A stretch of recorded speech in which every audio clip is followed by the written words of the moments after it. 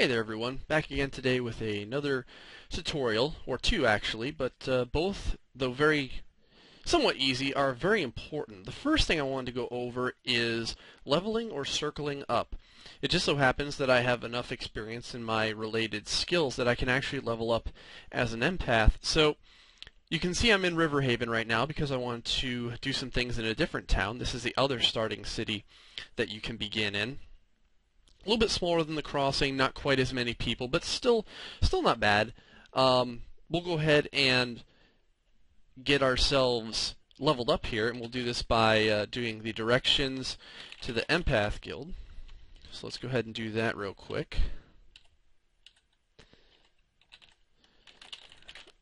Alright, so once you get to your guild, you'll notice your guild leader, and actually in the end this is quite easy. All that you're going to do is ask your guild leader, so Nabella, or NEB I guess I'll just say, about level or circle, and they will let you know. Congratulations, Navano, you did it. Yay for me.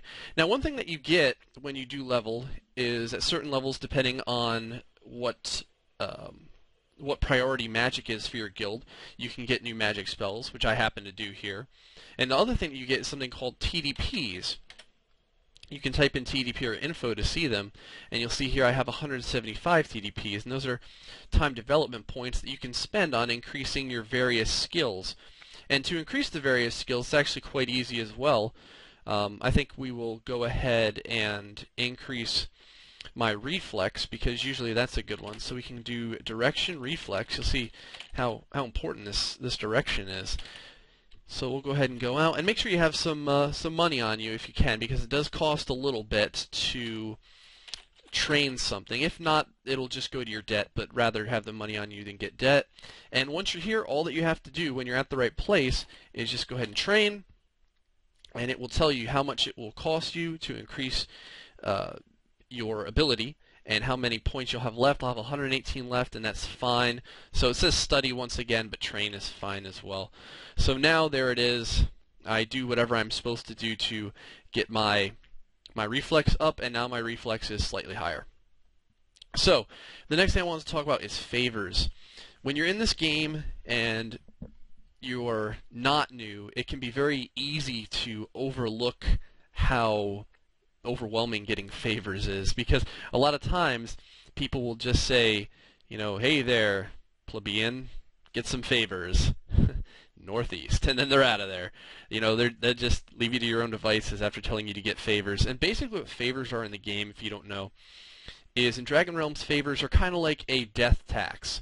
When you die, death is not the end. You can be reborn, I guess. Your body will be reconstituted and your soul will be shoved back inside for a fee. And that fee is favors. And you can type in depart help to find out what each depart option costs favor-wise. So when you die, you'll have the opportunity to either, if you have help coming, get resurrected, or if you don't have help coming, depart. And if you depart, you at the very least always want to depart with items. Depart items. If you're going to have to depart, you're dead. You want to type that in and depart with items, because you never want to have the potential of losing your items.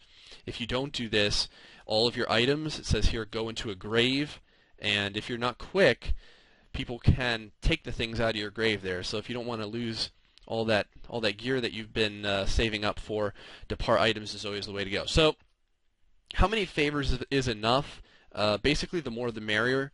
A lot of people say, at least 10 or so. A lot of people say at least 30 or so. I have 8 right now, so it's about time to go get some more. So to go get some favors, we'll do what we always do here. We'll go ahead and direction to the favor area. Alright, so boom, here we are. We're over at Blackthorn Grove, but the place that we actually need to be to get our favor orb is going to be the alcove of the font. So you can see that right here on the map. Like I said, you can check this map 31. And there's a couple of commands we're going to have to enter to get there. It looks like we're going to have to type in go Maws for mausoleum, and then go gate. So let's go ahead and do that real quick.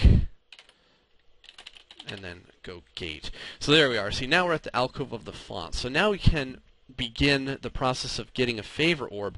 And to do that, we're going to have to pray several times, in fact. We're just going to go ahead and keep praying and praying until it says, if you've come seeking the favor of your God, declare that name now to prove thy worthiness. So what we'll go ahead and we'll just go ahead and choose Kurtigan with an E. And then we'll go ahead and say it one more time. Or rather, we'll just go ahead and rise. I don't really know why I said it twice. So take the orb that bears your God's name. Okay, so let's go ahead and grab the orb. Now there's a choice here. You can go through this door here, or you can go through an archway. People usually say that the archway has easier puzzles to defeat. So let's just go ahead and go through the archway here. Now, once you're inside this labyrinth, you are going to have to complete some number of little puzzles. And I'll just go ahead and complete this first one here, and then I'll go ahead and pause and complete the rest myself because I don't want to give them all away. But needless to say, I mean, if you get stuck on one of them and it's just like ruining your enjoyment of the game, you can go ahead on Google, obviously, and find out what the answers are to these little riddles. They're not usually that hard, though. Basically, a lot of the syntax for completing these is actually simpler than syntax to do the rest of the stuff in the game. So if we read this here, let's see here, we reveal that there's this altar with some candles and a font and a small sponge. So I happen to know that this is one of the areas where this font and this sponge, you're going to use the sponge to clean the altar. Now normally you'd have to do things like pick up the sponge and things like that, but here you can just clean altar and it automatically does it for you within moments. You note satisfaction. So basically that means that the altar is now nice and clean, we've done our thing, and we can go toward the stairway, and then the fact that the door swings open on its own accord means that we're ready to go. So I'm going to go ahead and complete the other puzzles, and I'll be back with you guys when I'm done with those. Alright, so we're back.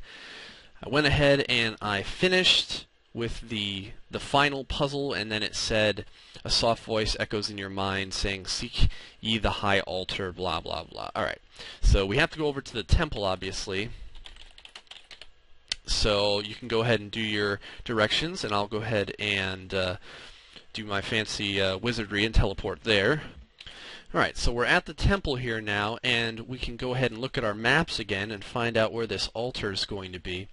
So it looks like, let's see here, looks like we're going to have to go down a trail, I do believe. And then let's see here. Or actually, it looks like it started us out of, or we were actually at the trail. So let's go ahead and do that. Let's see here. We can go north and east, and then it looks like it wants us to go path. I'm stumbling a little bit past this here as well because I don't usually get my favors over in Riverhaven. Looks like we're going to go gazebo and then go area. So go gazebo and then go area. Okay, so here we are at the candle alcove. You can see that there is an altar here. Now something that we need to do is we need to prepare our orb by sacrificing field experience into it. And you can do this one of two ways. You can either rub your orb and a little bit of your experience will go in there, or if you want to just throw every bit of experience you have into it and try and get it filled up in one shot, you can hug your orb. So let's go ahead and give that a shot. There we go. So you'll notice a bunch of my experience had to go over to the orb, and now it appears as if though my orb is properly prepared. So now put my orb on altar. Boom. Orb goes on the altar, all kinds of fancy holy things happen, and now we have 9 favors with the gods instead of 8. So anyways, I hope that helped you guys a little bit on how to get favors. I know it can be kind of a chore, or it can at least seem that way. But favors are very important, and I think really everyone should have, like I said, at least around 10. I'm going to go ahead and get some more myself. Hope you guys enjoyed this tutorial, and stay tuned for more in the future. Later, guys.